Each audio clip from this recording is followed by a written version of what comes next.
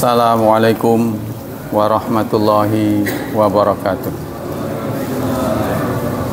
Innal hamdalillah nahmaduhu wa nasta'inuhu wa nastaghfiruh wa na'udzu billahi min syururi anfusina wa min sayyiati a'malina. May yahdihillahu fala mudhillalah wa may yudlil fala hadiyalah. Asyhadu an la ilaha illallah wa asyhadu anna Muhammadan abduhu wa rasuluh la nabiyya ba'dah. Allahumma salli wa sallim ala nabiyyina Muhammad sallallahu alaihi wasallam wa ala alihi wa sahbihi wa man sara ala nahjihi ila yaumiddin, amma ba'd. Hai ikhwah, kita lanjutkan kajian tafsir masih di surat ke-8 ayat 38. A'udzu billahi minasyaitonir rajim. Bismillahirrahmanirrahim. Qul lilladzina kafaru iyantahu yughfar lahum ma qad salaf wa iyaudu faqad madat sunnatul awwalin.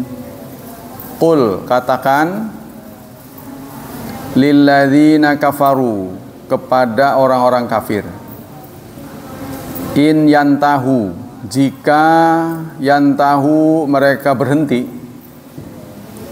yughfar, maka akan diampuni, lahum, bagi mereka, ma qad salaf, apa-apa yang telah lalu, wa iyaudu, dan jika yaudu mereka mengulangi, faqad madat, maka telah lalu sunnatul awwalin, telah lalu sunnah orang-orang terdahulu. Maksudnya telah lalu nasib orang-orang terdahulu, bagaimana akhir dari perjalanan orang yang tetap bandel. Pendapat-pendapat ulama tentang ayat ini. Qala al-Biqai lamma bayyana dalaluhum fi ibadatihim badaniyah wal maliyah wa kana katsirun min ibarat as-salifah al-qat'a. Yang lalu telah dijelaskan sesatnya orang yang ibadah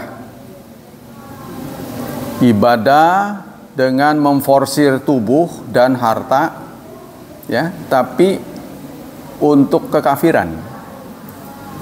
Orang kafir itu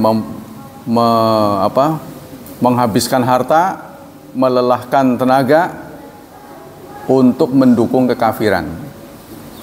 Maka tercipta kesan bahwa orang kafir itu syiqa, akan berakhir dengan celaka. Kana dzalika muhiman li an yurada man alqal kufra fi zamanil madi wa intaba. Maka akan tercipta kesan orang kafir tertutup, ya, pintunya, mereka akan celaka. Akan tercipta kesan seperti itu meskipun bertobat. Fayakunu muayyisan minat taubah. Karena itu kalau ini kejadian, kalau ini terjadi, maka orang kafir itu akan putus asa. Sebab meskipun tobat dia tetap celaka. Fayakunu mujiban lisabat al kufri, maka dia akan berpikir kalau berakhir dengan celaka juga meskipun tobat, ya buat apa? Nah, pasti dia akan melanjutkan, ya, sama dengan iblis, diputus Allah akan berakhir di neraka. Aba wastakbar wa kana minal kafirin. Jadi apapun yang dilakukan oleh iblis tidak guna. Maka daripada tidak guna, maka dia berusaha supaya banyak teman. Sebab nasibnya tidak berubah, ya. Jadi Allah sudah putuskan iblis akan berakhir di neraka. Tobat tak nggak tobat tak. Maka iblis Akhirnya sudahlah, kalau begitu lebih baik banyakin teman. Tuh, ya, jadi aku akan datangi tsumma atiyannahum min baini aidihim wa min khalfihim wa an aimanihim wa an syama'ilihim. Aku akan datangi dari depan, belakang, kanan dan kiri, wala tajidu aktsarahum syakirin. Nanti engkau tidak temui mereka banyak yang bersyukur. Qala ta'ala mutalattifan, maka Allah di sini berkata lembut bi ibadihi kepada hambanya, mursyidan lahum ila tariqis shawab, menunjukkan jalan yang benar. Mubayyinan al-mukhlis mimma hum fi minal wibal fi jawabi man ka'annahu qala amalahum jibilatun yatakhallasun biha minal khasarah. Seakan-akan tercipta pertanyaan, kalau begitu apa yang saya harus lakukan supaya tidak rugi? Ya, supaya saya tidak rugi gimana? Maka ini ayatnya. Katakanlah kepada orang yang kafir, jika mereka berhenti. Nah ini, jika berhenti maka akan diampuni dosa-dosanya. Nah ini solusi namanya. Ya, tapi kalau mereka terus, maka kau tinjaulah, evaluasilah kejadian yang menimpa orang-orang yang terus berlanjut pada kekafiran. Qul lil ladzina ay li ajli ladzina kafaru anni aqbalu taubata man taba minhum bi mujaratin tihai min an halih. Katakanlah kepada orang-orang yang kafir, maksudnya karena kekafiran mereka, aku menerima taubat orang yang mau bertobat di antara mereka dengan sekedar berhenti.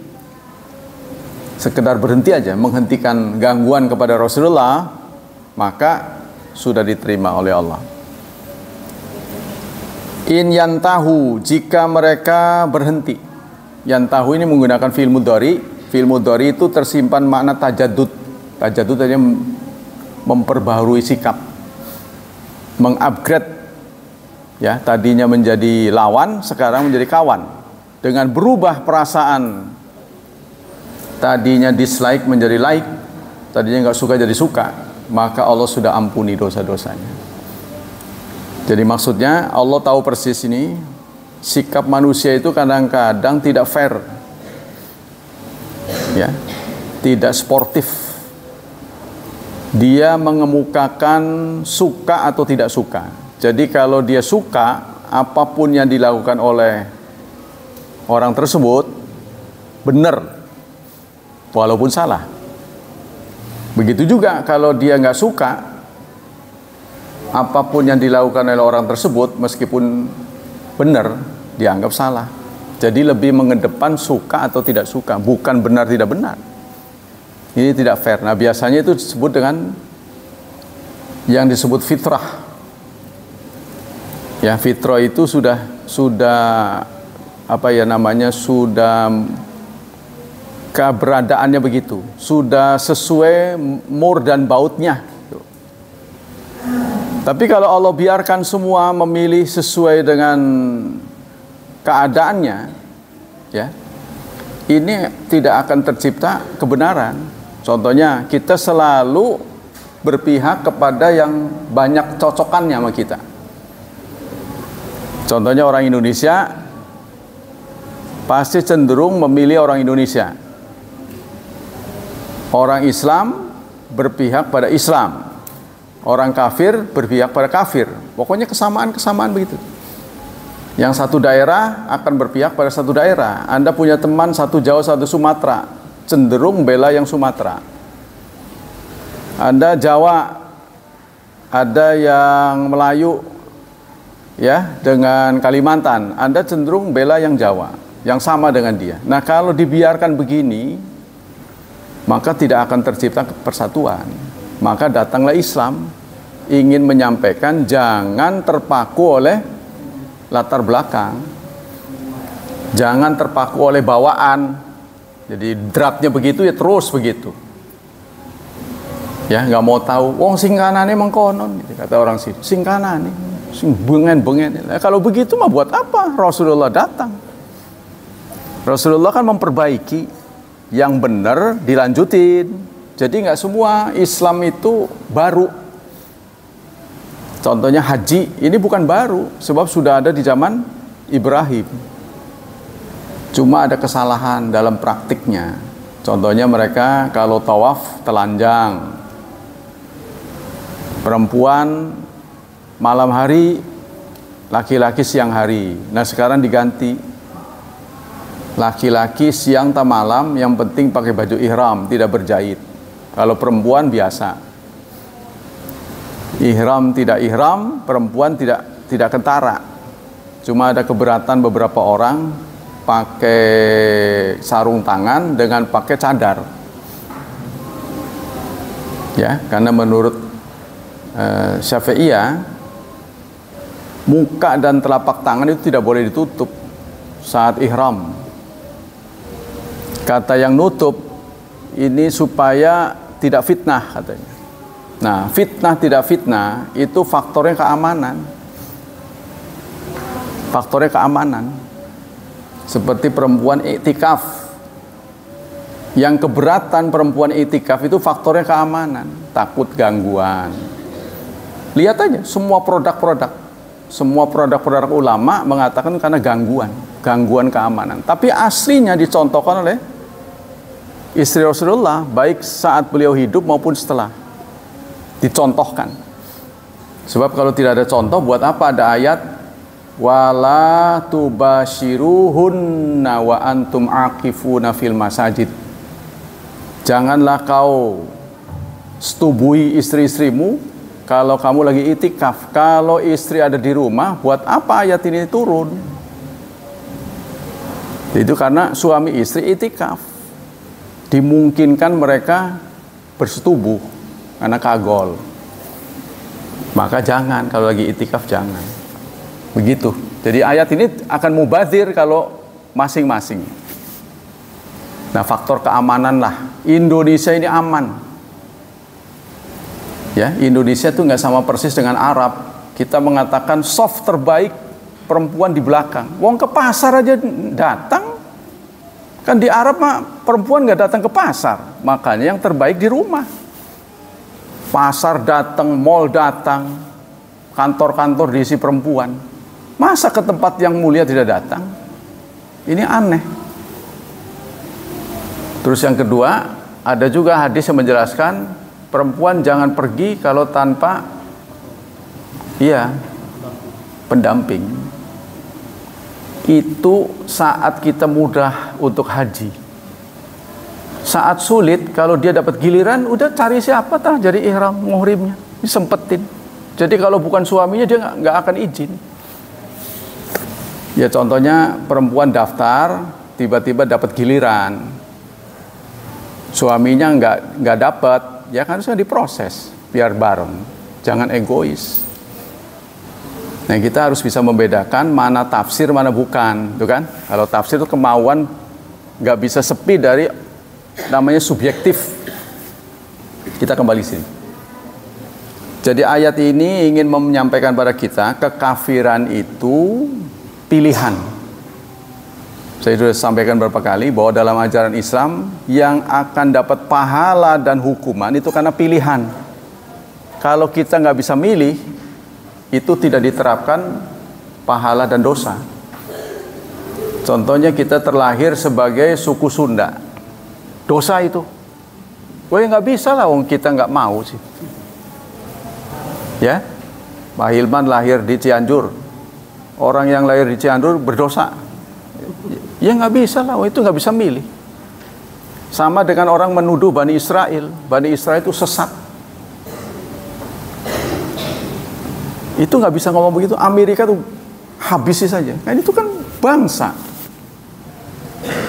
Di antara mereka juga ada yang Muslim.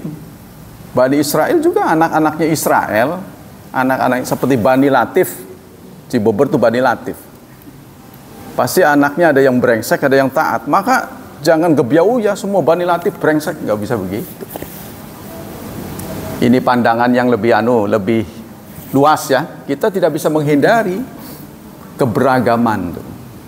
Jadi kalau orang tidak ada pilihan, itu tidak bisa dicela. Laudusir ireng temen, Ya nggak bisa dihina itu. Dia juga nggak kepengen kalau Arab ireng atau putih mau lahir ditanya, ya kan? Kalau boleh ditanya milih mah. Wah saya, aduh lah, mana listnya, aduh gitu nanti.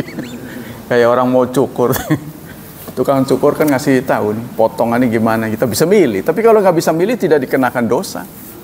Maka salah satu ayat yang mencerminkan ini, wa manitturra ghaira baghin. Ini cerita tentang babi haram ya. Tapi barang siapa yang darurat, tidak ada pilihan, ghaira baghin. Wala adin, asal jangan melampaui batas, mentang-mentang darurat dipakai kesempatan. Fala itsma alaih. Allah menegasikan dosa, tidak ada dosa, bukan tidak haram.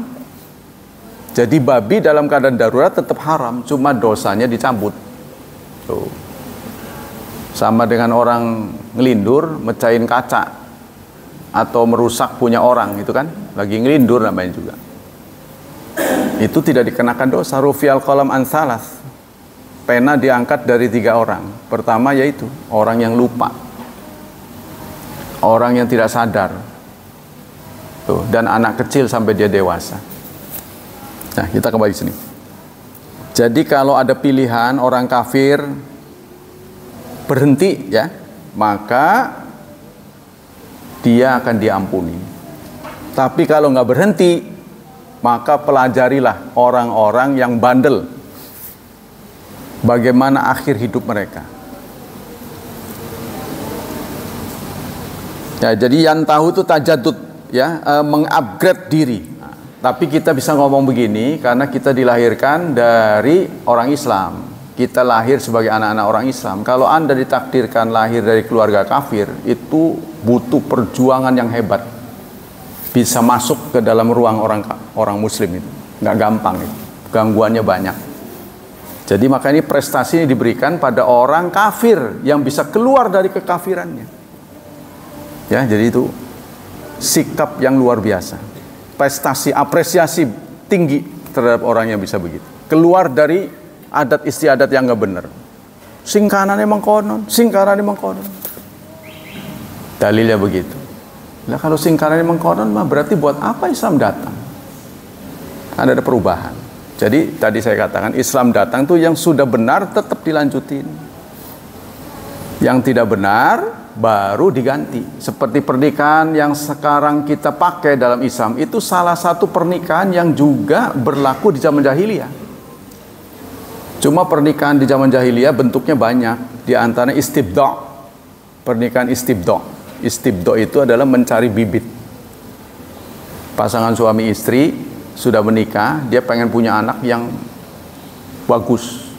Wah, dia lihat orang ini perkasa. Maka istrinya diutus ke dia, bermalam di sana sampai hamil. Ngarah bibit. Iya, kayak binatang. Nah, setelah hamil ya dia balik lagi. Nanti kalau punya anak dia, bukan anak orang itu. Memperbaiki generasi. Maka sekarang cara kita begitu, ada cara yang halal. Tahu diri, kalau kita pendek cari yang tinggi, kalau hitam cari yang putih, gitulah. Tapi dengan pernikahan, kan? Boleh kan? Maka tungkaul mar'a li arba'in.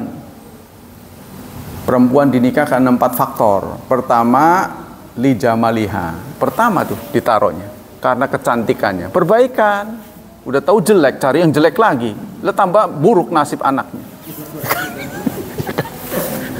Udah tahu gembrot, cari yang gembrot lagi. Lah angka 02 20 lah, ya kan? Gembrot, kita jangan kurus-kurus banget, harus penyesuaian. Jadi, iya, saya dengar ya, kenapa orang-orang Israel itu anak-anaknya unggulan, karena mereka pakai ilmu.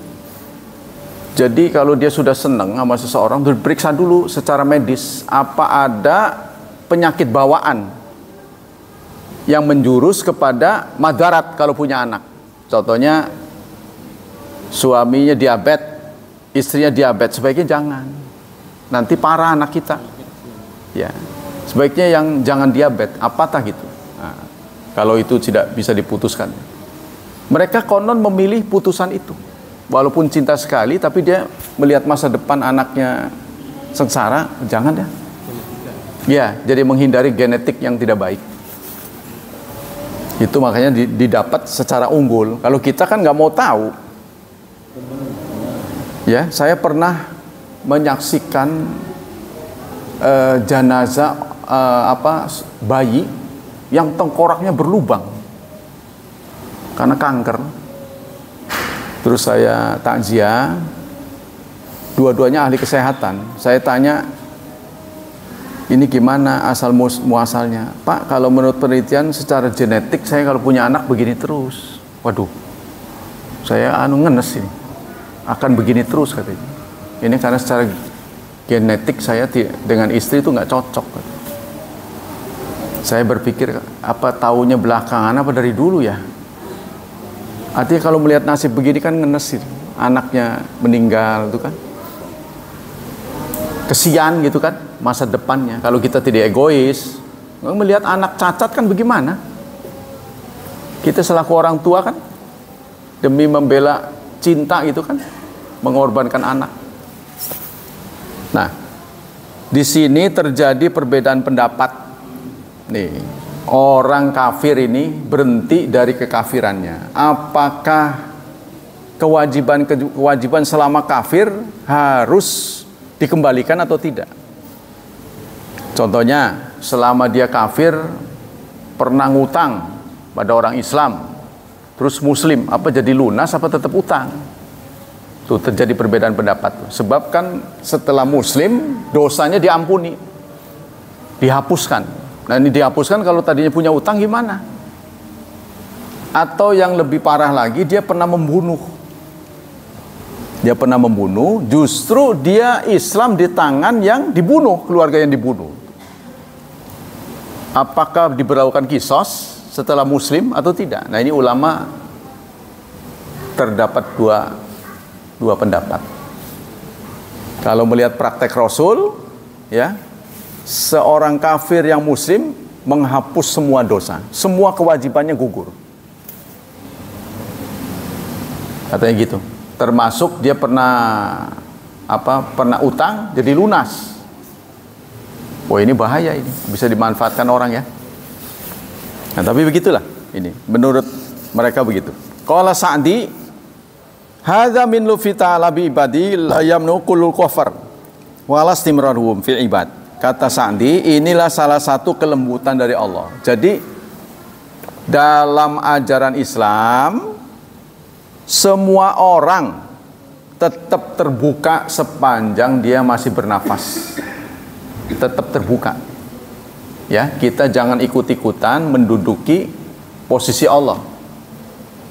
Sehingga kan pernah kejadian orang datang tuh kan, saya dulu udah membunuh, datang kepada kiai katanya zaman Bani Israel. Seorang penjahat datang kepada ulama Bani Israel. Dia mengatakan, saya ini pembunuh, sudah banyak, udah nggak tahu berapa korbannya. Kalau nggak salah udah 99. Saya bunuh orang. Sekarang saya mau tobat. Ini diceritakan dalam hadis. Diterima nggak? Waduh, dosamu kegedean, kayaknya nggak bisa ini, nggak diterima. Oh gitu, nggak diterima. Udah tak sekali tak bunuh jadi jangkepin 100 katanya. Dibunuhlah ulama itu. Datang lagi dia kepada ulama, bertanya yang sama. Ulama ini jawabnya, pintu tobat Allah tetap terbuka. Tapi untuk menjadi orang baik, kamu perlu belajar. Lalu direkomendasikan di pesantren tertentu. Tuh, pesantren tertentu. Kamu pergilah ke sana belajar. Setelah dia setuju, dalam perjalanan menuju tempat itu, kematian datang. Nah, kematian datang, malaikat berebut antara malaikat azab dan malaikat rahmat. Ini bagianku. Oh tidak, itu bagianmu. Pengen menyelamatkan ini. Oh ini saya ini saya sudah taubat ya. Oh nggak bisa, dosanya banyak, belum jadi orang baik dia, kan dalam proses. Nah, dua-duanya curhat pada Allah, mengadukan halnya, maka oleh Allah diberi putusan, coba diukur aja jarak ke pesantren dengan jarak dia titik tobat itu dekat kemana. Nah, ternyata setelah diukur lebih dekat ke pesantren itu, maka diterimalah tobatnya. Jadi disinilah arti dari innamal a'malu binniyat. Amal dihitung dengan niatnya, walaupun belum tereksekusi, niatnya belum menjadi orang baik, baru sebatas niat, kan lagi proses tuh, maka sudah cukup dibayar oleh Allah. Ya, kita kalau niat menjadi orang baik, sungguh-sungguh melakukannya, qadarullah tidak terjadi, sakit contohnya, itu pasti Allah akan penuhi pahala kita. Ya, jadi itu menguntungkan sekali, innamal a'malu binniyat. Hadis yang berkaitan dengan ini dari Amr bin As. Lama ja'alallah Islam fi qalbi ataitun nabi. Setelah saya muslim, saya datang kepada Nabi. Fakultu ubsut yaminik. Kata saya kepada Rasulullah, ulurkan tanganmu. Ya, ini apa? Amr bin As kepada Rasulullah, ulurkan tangan. Fala ubayyi'aka fabasata yaminahu. Aku akan bersumpah kepadamu, kata Amr bin As. Lalu Rasulullah pun mengulurkan tangan. Qala faqabattu yadayya. Lalu fakubidat yadaya, lalu beliau menggenggam tanganku. Qala malaka ya Amr, ada apa Amr? Kok sumpah-sumpah segala? Ini ada apa ini? Qala qultu aradtu an asyarit, aku kepengen membuat syarat. Qala tashtaritu limadza, Anda ingin membuat syarat apa? Qultu ayyaghfirali, janji ya, kalau saya Islam diampuni dosanya. Mungkin dia udah merasa nggak ketulungan. Dulunya kan memusuhi Rasulullah kan. Ingat masa lalu. Janji ya, kalau saya Muslim, semua dosa saya diampuni. Amma alim ta'anal Islam yahdi ma qablahu. Tidakkah kamu tahu bahwa Islam itu menghancurkan apa-apa yang sebelumnya? Nggak perlu sumpah kamu. Otomatis kalau kamu menjadi Muslim, dosa yang lalu akan diampuni. Nggak perlu sumpah-sumpah segala, nggak perlu minta syarat. Wa anal hijrah tahdimu ma qablahu, dan hijrah menghancurkan apa yang sebelumnya. Wa anal hajja yahdimu ma qablahu, haji juga sama. Nah, terutama haji buat perempuan ya. Jadi jihad antara laki-laki dan perempuan berbeda. Kalau laki-laki, jihad itu perang. Amal Islam ini yang paling ringan tuh niat, paling gampang niat, modalnya kecil, wong cuma dalam hati kan. Yang paling berisiko perang. Ya, jangankan berangkat ke medan perang, beli senjatanya aja mahal. Anda tahu dompet tuh yang ada di saku kita, itu dompet mukim dengan musafir berbeda, ya kan? Harganya beda. Kalau dompet yang buat traveling lebih mahal. Setrika nih, setrika rumah dengan traveling berbeda, harganya lebih tinggi. Apalagi perang itu maksudnya. Ya, kalau zaman sekarang kan mungkin nanti ada gosokan buat perang. Ya, ada dompet buat perang, itu kan? Gunting kuku saat perang, itu kan. Kalau kukunya panjang-panjang nyobek orang. Contohnya begitu. Jadi modalnya gede untuk laki-laki. Jadi ada beberapa orang yang merasa belum pol kalau belum perang. Greget aja karena belum sempurna gitu kan. Nah, tapi perempuan titik sempurnanya itu di haji. Jihad untuk perempuan itu haji. Itu gampang benar perempuan. Makanya yang cepat masuk surga perempuan. Tapi sebaliknya, ya cepat kesana kemari gitu kan. Sama dengan pemimpin. Pemimpin cepat masuk ke neraka, dalam waktu yang sama cepat masuk surga.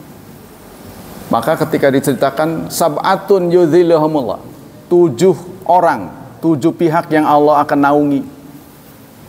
Nomor pertama itu al-amir, pemimpin, diberikan pada pemimpin. Kalau adil, kalau nggak adil paling cepat tuh masuk duluan. Begitu juga perempuan. Perempuan tuh unggul daripada laki-laki sudah kelihatan di dunianya. Satu, kalau ngaji pakai seragam, laki-laki jarang. 2, pakai minyak wangi, walaupun itu kurang disukai ya kan? Tapi tetap jamaah laki-laki mau bau. Yang tahu persis saya kan, saya suka di kelas laki-laki sebelah sono, perempuan sebelah sini wangi tuh, kadang ngambreng tuh. Sebelah sono wangur. Jadi satu kan di kelas mah bareng tuh, ikhtilat ya. Laki-laki sebelah perempuan. Kalau angin ke sana ngambreng deh. Kalau sana bau bau apa lah pokoknya. Jadi itu cepat masuk surganya. Yang kedua, kalau ngaji ada arisannya, laki-laki berjarang. Sampai-sampai ustadznya kadang-kadang ngiri, wah saya dapatnya kapan? Patungan enggak pengen dapat, ya. Ya, kita itu gengsi jadi pengemis, jangan ada kesan jadi pengemis. Saya udah berkali-kali, jangan mental pengemis harus jauhkan. Milih ada maunya, jangan, enggak mau. Saya milih Anda, nanti kalau nggak bener, awas, saya doakin sebaliknya. Nah, begitu kan ngeri jadi. Ini milih kan ada maunya, jadi suara bisa dibeli. Ya sama dengan saya, jadi imam, makmumnya tak beli. Pak Hilman tolong di belakang saya, ini Anda diatur sama saya. Jangan begitulah. Iya kan? Akhirnya kita bebas. Wa amma ma'nal hadis as-sahih maqala jama'atun minal muhaqqiqin anal murad bil ihsan huna ad-dukhul fil Islam. Ya, jadi kata di sini, kata Rasulullah, ama alimta bahwa Islam itu akan menghanguskan apa yang sebelumnya. Hijrah menghanguskan apa yang sebelumnya. Haji juga sama. Maka Anda yang belum daftar haji, hati-hati. Ya, apalagi tanda-tanda wajib haji itu sudah kelihatan benar. Pertama, rumah sudah lunas, sudah renov pisan tuh. Yang kedua, mobil angsuran juga sudah lunas. Itu tanda-tanda itu. Jangan sampai nanti ditegur oleh Allah. Saya bukan KBIH, saya nggak punya kepentingan. Kalau saya KBIH sih, wah, ngomporin ini. Enggak, saya bukan KBIH. Saya khawatir nanti ditegur saja, kok nggak disampaikan. Walaupun pahit saya sampaikan. Tapi karena ngantri cukup lama, nggak tahu nih umroh bisa menduduki posisi haji apa enggak. Itu yang saya nggak tahu. Artinya untuk orang-orang yang sudah lansia, kira-kira kalau daftar sekarang kemungkinan berangkatnya kayaknya di bawah 50% kemungkinan berangkatnya tuh. Ya, contohnya umur 60 daftar tuh. Masa tunggunya 30, kan 90 tahun, aduh lah, kecil, makanya kemudian dia umrah, nggak daftar haji tapi umrah. Ya saya pikir mending lah gitu, mudah-mudahan niatnya itu bisa menduduki haji.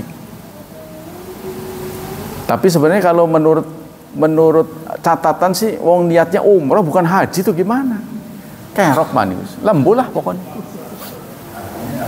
Ya sama dengan saudara bertanya, saya dapat ganjaran nggak kalau ke masjid pakai motor? Lembu lah. Oh, di sana disebutnya jalan. Masa saya harus melegitimasi motor yang belum ada di zaman Nabi?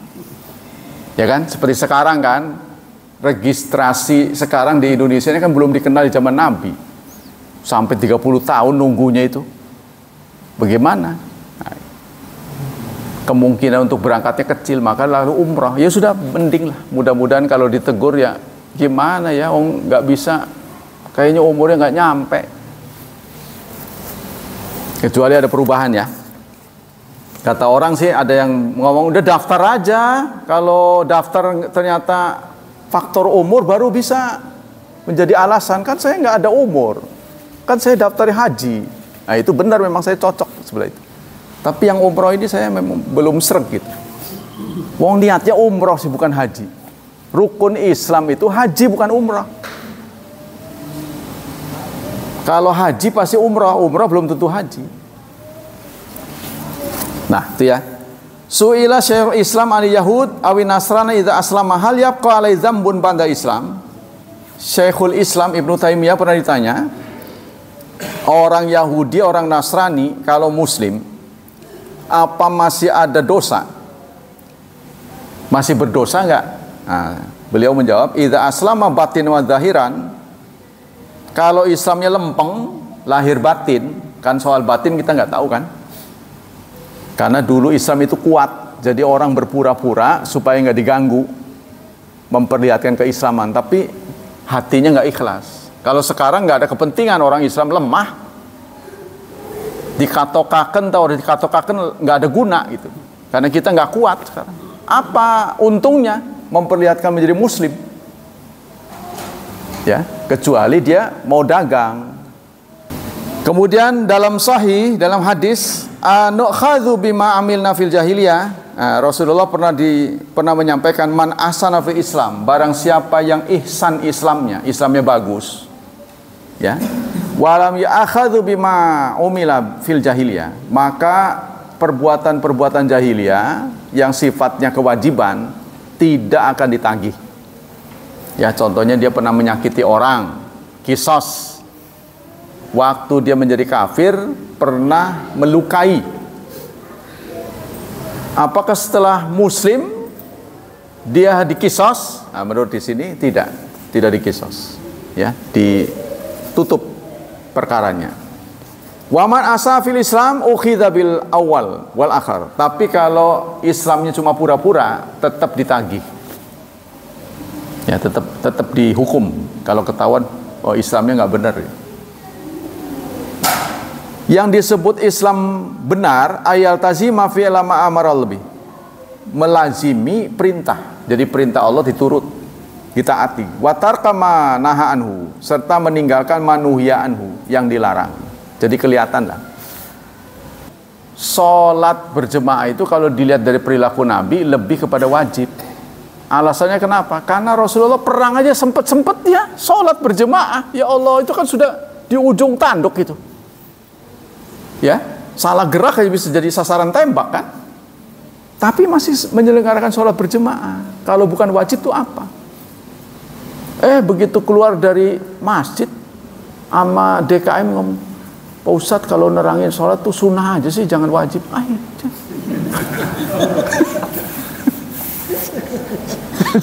Request.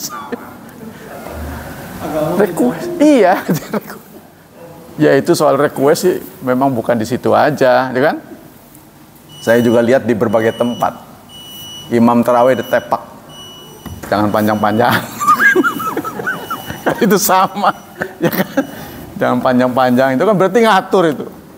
Yang tadinya udah nyiapin bacaan sekian juz, hilang semua itu. Brul gitu. Jangan panjang-panjang. Ya kan? Itu request ya. Ya memang watak orang Indonesia itu begitu. Kemarin saya sampaikan itu. Materi keislaman ini memenuhi 3 kriteria. 1, mudah dihafal, mudah dikerjakan. Yang ketiga, mudah masuk surga. Itu pilihannya itu. Sampai sekarang kaidah itu masih benar itu. Saya belum melihat ada yang merusak kaidah ini. Itu mudah diingat, mudah dikerjain, mudah masuk surga. Tuh materinya. Jadi yang simple, walaupun sudah sekelas sarjana, disampaikan yang benar mengantuk dia. Tapi begitu dikasih dongeng, begini sampai nengleng tuh. Jadi sifatnya kayak anak-anak santri. Saya kasih pelajaran, mumet, ngerti nggak? Diam aja, kayak keningnya berkerut panjang tuh. Waduh, nggak ngerti. Saya dongeng, ada yang mau bertanya, Ustadz dongeng aja sih, dongeng. Aduh, ya itulah kualitas bangsa kita. Tapi sejelek-jeleknya juga bangsa kita. Jadi kalau kita menganggap kesal jadi usah jangan sebangsa dengan saya, itu nanti kan jadi ekstremis, ya kan? Jadi perilaku ekstremis itu karena gondok, sakit hati. Jangan, kita tetap sabar. Sabar itu ladang pahala. Sabar, nggak sekarang nanti, itu kan? Nah itu, jadi ayat-ayat ini menyampaikan pada kita bahwa Islam masih membuka pintu taubat. Tapi saya harus ingatkan, orang sekali berfir'aun saja menutup umurnya dengan baca syahadat. Orang sekali berfir'aun. Kan orang yang sudah tinggi, pamornya tinggi, mau minta maaf itu susah loh. Gengsi. Ya kan? Tapi sudah banyak dilakoni oleh orang-orang besar. Contohnya Umar. Umar berpidato saat beliau menjadi khalifah. Wahai perempuan-perempuan, kalau keramas tolong ya, rambutnya itu sampai airnya harus masuk di gigi. Pokoknya harus gini. Nah, Aisyah teriak, wahai Umar, aku pernah mandi bersama Rasulullah, tapi rambut saya tebal dan saya gulung. Rasulullah tidak menyuruh merusak gulungan. Maksudnya apa? Dibuyarin itu ya. Umar sebagai presiden ditegur sama rakyat biasa kan, walaupun setinggi-tingginya Aisyah kan rakyat. Dia toleran. Kalau urusan dalam rumah tangga mah nyerah saya. Umar salah, Aisyah benar. Langsung begitu. Ini perlu kebesaran. Perlu kebesaran hati, bisa begitu itu. Ya, sahabat dengan tadi itu. Untuk bisa mendengarkan teriakan rakyat kecil itu. Fir'aun di akhir hayatnya mengucapkan amantu billadzi la ilaha illalladzi amanat bi Bani Israil. Ada dua contoh di zaman Nabi Musa, yaitu Fir'aun dan Qarun. Latar belakang mereka berbeda. Qarun startnya, mulainya, berangkatnya menjadi muslim yang taat. Ya, Ibnu Katsir mencatat saking taatnya Qarun dijuluki Al-Munawwar. Munawwar itu apa? Bercahaya. Kenapa disebut Al-Munawwar? Karena bacaan Tauratnya waktu itu kan Taurat merdu. Kalau di zaman kita sekarang namanya qori, hafidh. Seorang hafidh. Satu saja kendala hidup dia, susah. Ekonominya seret. Lalu dia datang kepada Nabi Musa, minta doa agar dilancarkan. Tolonglah jangan begini. Nabi Musa berkata, engkau sengsara bersyukur lebih baik daripada engkau kaya tidak bersyukur. Oh tidak. Sengsara bersyukur, sudah kaya lebih syukur, itu bagus, kata dia. Oh kamu yakin? Lah iyalah, itu kan buat orang lain, buat saya mah enggak. Wong saya susah aja bersyukur apalagi kaya. Katanya gitu. Meyakinkan diri. Baiklah kalau begitu. Nah, Nabi Musa berdoa. Dimulai dari sepasang kambing yang dititipkan pada Qarun. Berhasil dia ternak terus berhasil sampai menjadi kaya raya. Kaya raya itu diilustrasikan dalam Quran dengan wa inna mafatihahu latanu bil usbati ulil quwwah. Sampai kunci-kuncinya ya berat dipikul oleh banyak laki-laki. Kuncinya, kunci apa itu properti? Ya nggak tahu kunci apa. Pokoknya zaman dulu kenapa dilambangkan kunci? Karena pintu-pintu tempo dulu tuh gede-gede. Kayak pintu kereta itu kan, pintu gudang kereta panjang-panjang setengah meter ada. Zaman dulu, mungkin itu tempo dulu. Jadi kunci-kuncinya itu berat, ya, dibawa oleh banyak laki-laki. Latanu bil usbati ulil quwwah, yang punya kekuatan, digotong oleh orang. Tapi di akhir hayatnya beliau, ya, ketika diberi nasihat, innama utituhu ala ilmin indi.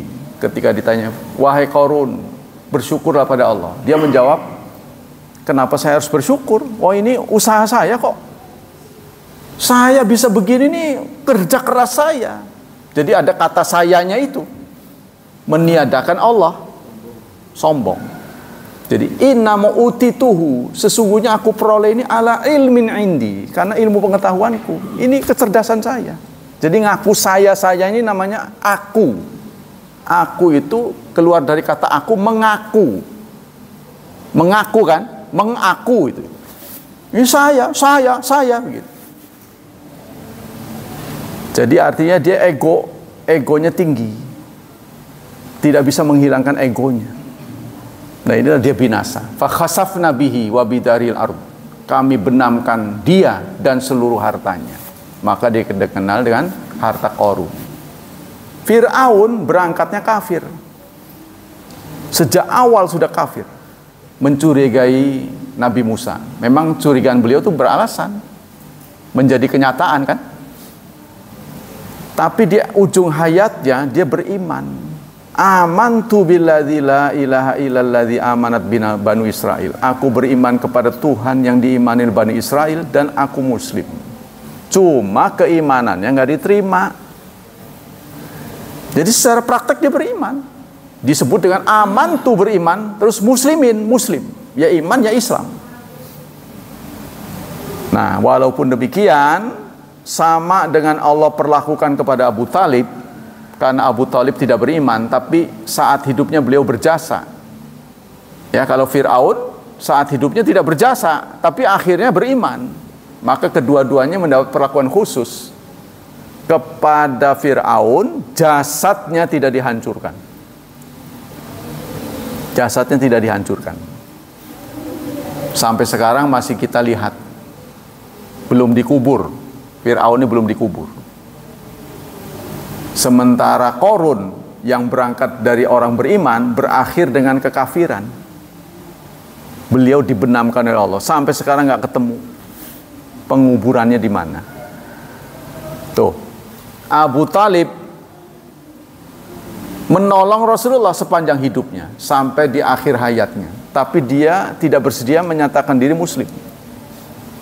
Maka menurut pengakuan dari Rasulullah, pernyataan Rasulullah, beliau masuk neraka. Cuma neraka yang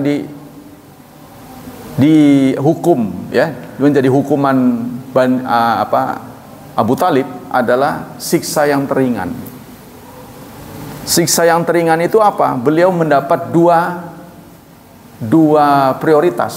Satu, api tidak menjalar seluruh tubuh, hanya sebatas mata kaki. Apinya ya sama dengan orang injek bara lah. Yang kedua, beliau boleh pindah tempat asal jangan keluar dari neraka. Jadi pindah tempat boleh, tapi nggak bisa keluar dari neraka, karena neraka itu bentengnya tinggi-tinggi. Setiap dia mau keluar selalu oleh malaikat, turun lagi. Nah, rupanya orang masuk neraka itu nggak bisa pindah tempat. Jadi di samping dibakar, kalau orang dibakar kan tap gitu kan, pasti kan lari itu, menghindar, evakuasi diri kan, pasti lari. Rupanya nggak bisa. Jadi di situ-situ aja, terpaku. Nah itu, kedua orang ini mendapat prioritas. Nah, yang menjadi garis bawah buat kita adalah apa yang menjadi motivasi Fir'aun kok sampai mengucapkan syahadat? Kan gengsi itu sebenarnya. Wong beliau aja melihat tukang sihir Fir'aun masuk Islam aja marah besar kan? Kan tukang sihirnya juga masuk Islam, disaksikan oleh dia kan? Dia marah kan? Kenapa dia berbuat yang sama? Tapi bedanya kalau tukang sihir Fir'aun diterima oleh Allah karena waktunya masih banyak kan, masih sadar. Kalau dia sudah mepet. Tuh, kenapa? Rupanya itu laras dengan yang disampaikan oleh Allah dalam suratul Waqiah. Falaula tanzurun falaula saya lupa. Falaula idza balagatil hulqum Falaula idza balagatil hulqum wa antum hina idzin tanzurun. Tidak, satu saat kamu nanti akan sadar ketika roh sampai di tenggorokan. Pada waktu itu kamu akan melihatnya. Tuh, melihatnya. Melihat apa? Melihat kepergian roh. Jadi roh yang melekat pada tubuh kita nggak pernah kita lihat. Ya, karena itu dunia ini, alam gaib nggak kelihatan, tertutup buat kita alam gaib. Salah satu alam gaib yang tertutup buat kita adalah pahala. Kita sampai dengan hari ini, detik ini, tidak pernah tahu berapa jumlah pahala dan dosa kita. Apa lebih banyak pahala, apa dosa, kan kita nggak ada yang tahu kan? Tapi nanti akan diperlihatkan oleh Allah. Karena roh kita sampai di tenggorokan, sehingga alam gaib dibuka. Otomatis karena pahala dan dosa itu masuk alam gaib, jadi terbuka. Itulah sebabnya ketika orang ruhnya sudah di tenggorokan, dia minta kembali lagi. Tuh, kenapa orang yang rohnya sudah di tenggorokan minta kembali lagi? Karena dia ngelihat itu. Waduh, tekor iki mah. Melihat gundukan pahala yang sedemikian bawah itu kan, dosa besar atau paling tidak sama, atau paling enggak kacoknya cuma sedikit. Jadi menyesal. Kalau bisa diundur, kalau udah tahu begini mah. Tapi Allah mengatakan wala ya'khirul nafsan idza jaa ajaluha. Sayang sekali. Mas, Kak, Bapak, Mamang, nggak bisa diundur. Maaf ya. Setelah roh sampai di sini, maaf ya nggak bisa diundur. Ini sudah waktunya. Itu sebabnya. Saat Abu Salamah wafat, matanya mendelik. Rasulullah memberikan pernyataan idza qubidal abdu tabi'ahul basar. Setiap tubuh yang dicabut nyawanya, mata akan melihatnya.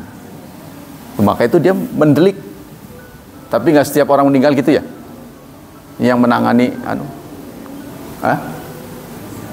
yang suka memandikan jenazah, apakah semua orang melotot nggak? Nggak ya. Jadi matanya ke atas. Itu karena dia melihat ruh yang pergi. Disitulah penyesalan tiba. Tapi nggak bisa balik lagi, nggak bisa reevaluasi, nggak bisa seperti orang sekolah itu diulang, nggak bisa. Itu yang menjadi penyesalan. Ya, maka kita sekarang hidup ini berarti kesempatan, hidup ini amanah, hidup ini ujian. Nah, gunakanlah ujian supaya lulus. Kesempatan untuk menabung lebih banyak lagi. Tuh. Ujian supaya kita lulus. Demikianlah hadirin, waktu kita sudah habis. Semoga Allah melimpahkan pahala untuk kita. Orang yang dulunya muslim, lalu beramal jariah, usahanya banyak, kemudian sebelum masanya dia murtad, maka dengan demikian pendaftarannya tertutup, berarti mengundurkan diri. Jadi otomatis amalnya hilang.